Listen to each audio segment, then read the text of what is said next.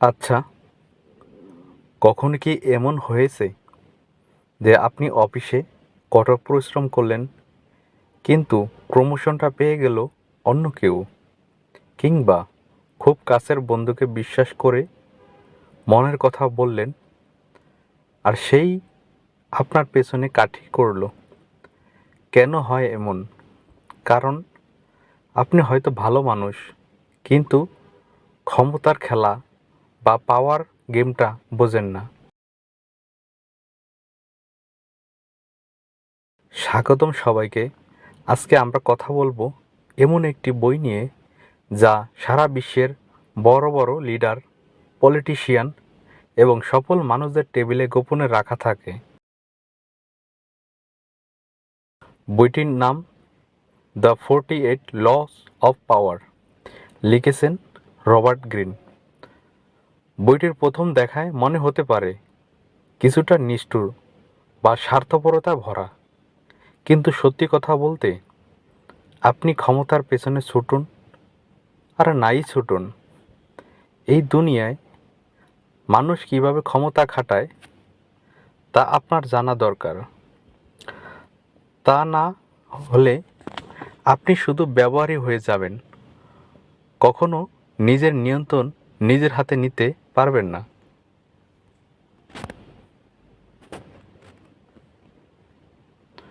আজকের এই অডিও বুকে আমরা পুরো বইয়ের 48টি নিয়মের মধ্যে সবচেয়ে গুরুত্বপূর্ণ এবং বাস্তব জীবনে সবচেয়ে বেশি কাজে লাগে এমন 5টি শক্তিশালী সূত্র নিয়ে গল্প আর উদাহরণের মাধ্যমে আলোচনা করব। চলুন শুরু করা যাক। সূত্র 1, নেভার আউটশাইন দ্য মাস্টার, অর্থাৎ কখনো বসের চেয়ে নিজেকে বেশি উজ্জ্বল দেখাবেন না। মনোযোগ দিয়ে শুনুন, এই ভুলটা আমাদের মধ্যে 90% মানুষ ক্যারিয়ার শুরুতে করে বসেন। আমরা ভাবি বসের সামনে নিজের সব ট্যালেন্ট একেবারে ঢেলে দিলে বস খুশি হয়ে মাথায় তুলে রাখবেন, কিন্তু মানুষের মনস্তত্ত্ব বলে উল্টো ঘটে। বাস্তব জীবনের উদাহরণ ধরুন, আপনি একটা মাল্টিন্যাশনাল কোম্পানিতে ইন্টার্ন বা জুনিয়র হিসেবে জয়েন করলেন। মিটিংয়ে বস একটা আইডিয়া দিলেন, আপনি সবার সামনে লাফিয়ে উঠে বললেন, স্যার, আপনার আইডিয়াটা তো পুরনো, আমার কাছে এর চেয়ে 10 গুণ ভালো আইডিয়া আছে। বস, আপনি হয়তো আইডিয়া ভালো দিয়েছেন, কিন্তু বসের মনে আপনি ভয় আর অনিরাপত্তা তৈরি করে ফেলেছেন। বস ভাববেন, এই ছেলে বা মেয়ে তো কাল আমার চেয়ারটাই কেড়ে নেবে। ফলাফল, পরে প্রজেক্ট আপনাকে আর ডাকবেই না। পয়েন্ট টু বি নোটেড, ক্ষমতার প্রথম নিয়ম হলো, যিনি আপনার উপরে আছেন তাকে সবসময় ফিল করান যে তিনি আপনার চেয়ে বেশি স্মার্ট। আপনি নিজের আইডিয়াটা এমনভাবে বসের সামনে উপস্থাপন করুন যেন মনে হয় আইডিয়াটা বসের কোনো কথা বা অনুপ্রেরণা আপনার মাথায় এসেছে। এতে বস আপনাকে প্রচণ্ড পছন্দ করবেন, আপনার ক্ষমতাও বাড়বে।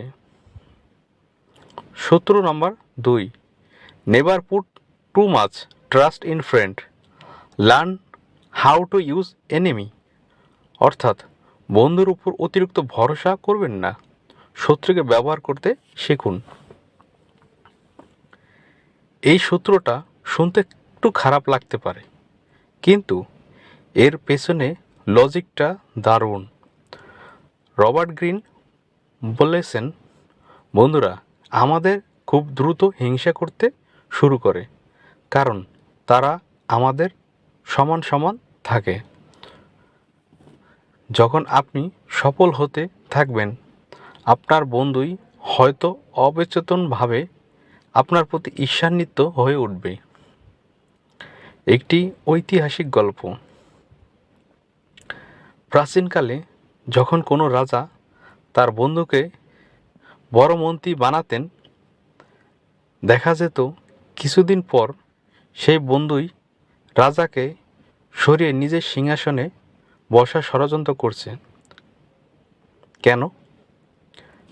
কারণ অতিরিক্ত সুবিধার কারণে বন্ধুরা অনেক সময় অহংকারী হয়ে যায়।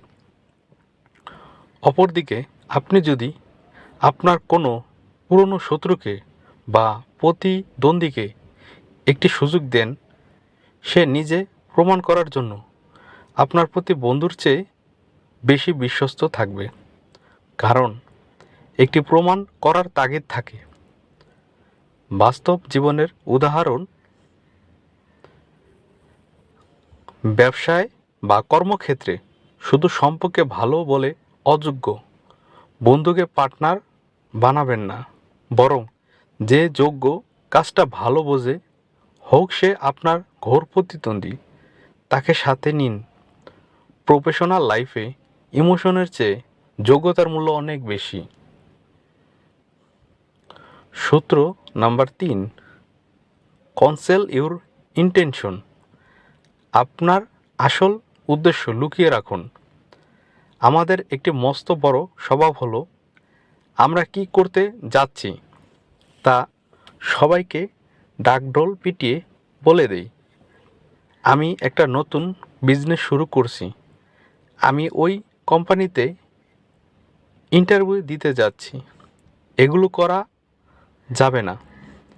আপনি যখন আপনার উদ্দেশ্য সবার সামনে খোলামেলা করে দেন, তখন মানুষ আপনার উপর নজর রাখার বা আপনাকে টেনে নিচে নামানোর সুযোগ পেয়ে যায়।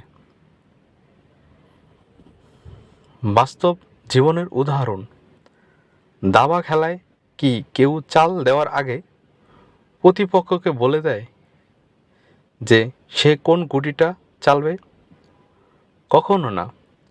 আপনি যদি আপনার জীবনের পরবর্তী পদক্ষেপটা গোপন নেন, তবে আপনাকে আটকাতে পারবে না। মানুষের সামনে এমন একটা ভাব দেখান যেন আপনি খুবই সাধারণ বা অন্য কিছু নিয়ে ব্যস্ত আছেন। একে বলে স্লোক স্কিন বা ধোঁয়াশা তৈরি করা। মানুষ যখন আপনার আসল প্ল্যান বুঝতে পারবে না, তখন তারা আপনার বিরুদ্ধে কোনো প্রতিরোধ গড়ে তুলতে পারবে না। শান্তভাবে কাজ শেষ করুন।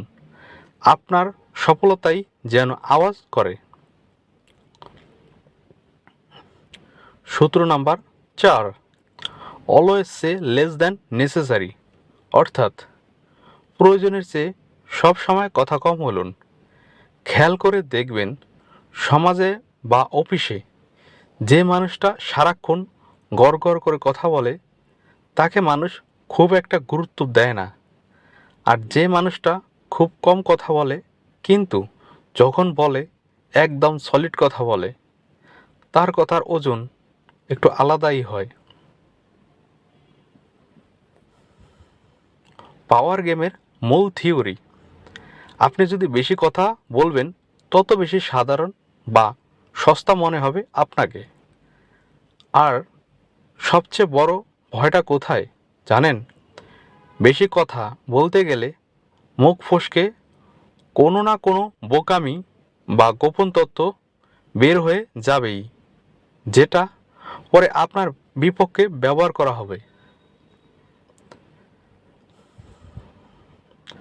বাস্তব জীবনের উদাহরণ, কোনো একটা সিরিয়াস মিটিং বা ইন্টারভিউতে আসেন, আপনাকে একটা প্রশ্ন করা হলো, আপনি উত্তরটা সংক্ষেপে বা সুনির্দিষ্টভাবে দিন, এরপর চুপ থাকুন। এই যে উত্তরের পরে নীরবতা বা সাইলেন্স, এটা সামনের মানুষকে নার্ভাস করে তোলে। তারা তখন আপনাকে আরও বেশি জানার চেষ্টা করবে, আপনাকে সমীহা করবে। মনে রাখবেন, পাওয়ারফুল মানুষের কম কথা বলে, অন্যদিকে ডমিনেট করে।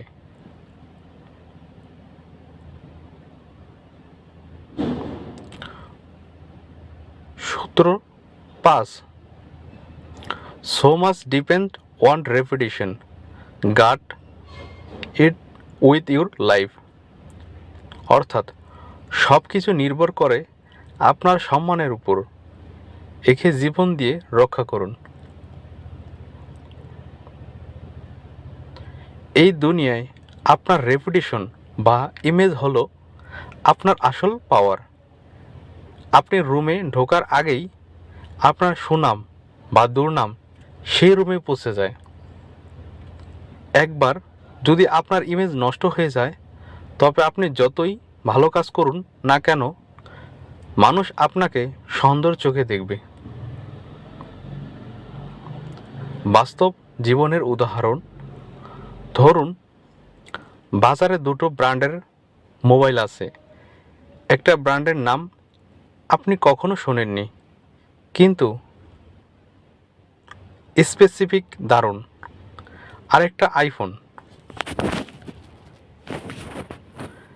আপনি চোখ বন্ধ করে আইফোন কিনবেন, কারণ তাদের রেপুটেশন বা ইমেজ ওই লেভেলের।